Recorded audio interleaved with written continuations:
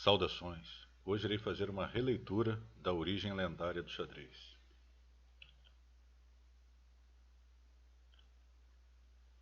Bom, então aqui está o arquivo PDF.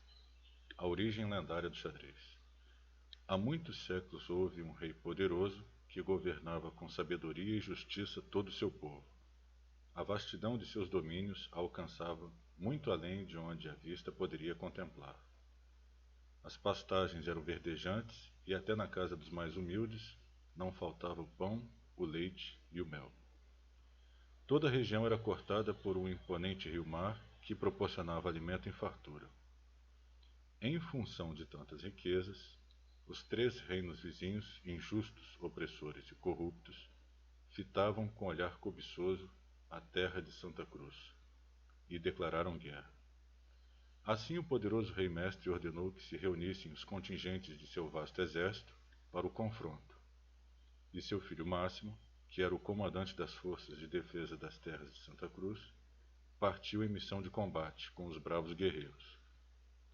Após 7 dias de luta, findaram as batalhas, e o exército retornou com as notícias para o monarca mestre, que ouviu atentamente os relatos de vitória de seus comandantes.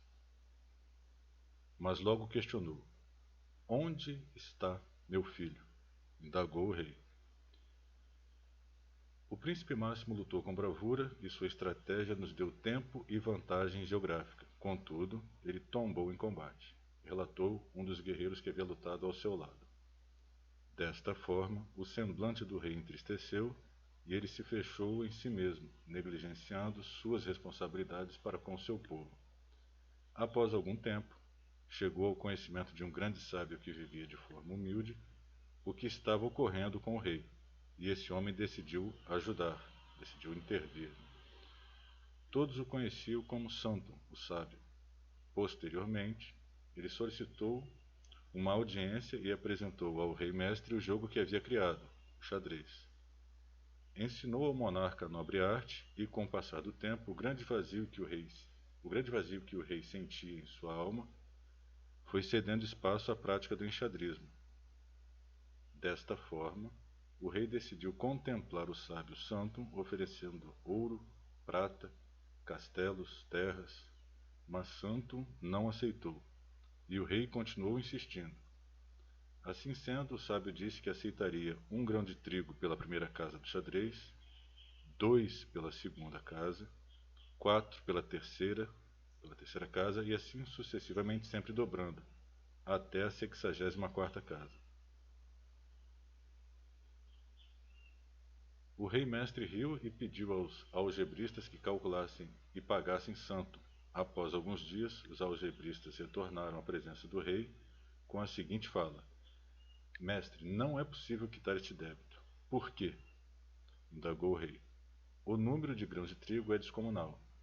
São 18 quintilhões, 446 quatrilhões, 744 trilhões, 73 bilhões, 709.551.615 grãos de trigo, ou seja, mesmo que toda a superfície da terra fosse semeada, seriam necessários milênios para saldar a dívida, e não poderemos pagar." Então Santum foi chamado à presença do rei mestre, que se desculpou por não poder quitar seu débito, mas ofereceu ao sábio o cargo de conselheiro do rei. O sábio aceitou e disse ao monarca que tinha uma grande surpresa que seria muito melhor que o jogo. Isto posto, o rei ficou muito curioso e questionou o que seria. Então Santum bateu palmas e adentraram no salão um homem forte e barbudo, uma linda mulher de pele vermelha e longas madeixas negras, e uma escadinha de 8 crianças. O rei sorriu e perguntou: "São seus parentes, Santum?"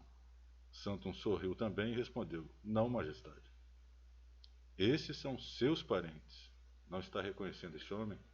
É o seu filho, Máximo. Ele foi muito ferido em batalha e dado como morto. Mas esta índia o encontrou e o arrancou das garras da morte, dos braços da morte. Cuidou de seus ferimentos até ele se recuperar, com ervas medicinais poderosas há muito conhecidas por seu povo." O príncipe Máximo só não retornou antes, pois bateu a cabeça em uma rocha durante a batalha e perdeu a memória. Durante todos esses anos, ele ficou vivendo com a tribo daquela que o salvou. Com o passar dos anos, ele foi recobrando a memória e perguntou à sua amada: quem eu realmente sou? E como cheguei a esse local tão ecológico? A bela índia então o levou até a selva e, dentro de uma caverna, mostrou a ele a armadura real, a espada da verdade e o escudo da terra de Santa Cruz. Armas essas com as quais o guerreiro rei havia enfrentado as forças da injustiça e da opressão. Após tudo isso, vieram até o Senhor. O rei mestre se levantou de seu trono boquiaberto e com os olhos cheios de lágrimas. Levantou-se do seu trono boquiaberto e com os olhos cheios de lágrimas. Então caminhou em direção ao seu amado filho e os dois se abraçaram longamente. Depois vieram a esposa do filho e as crianças.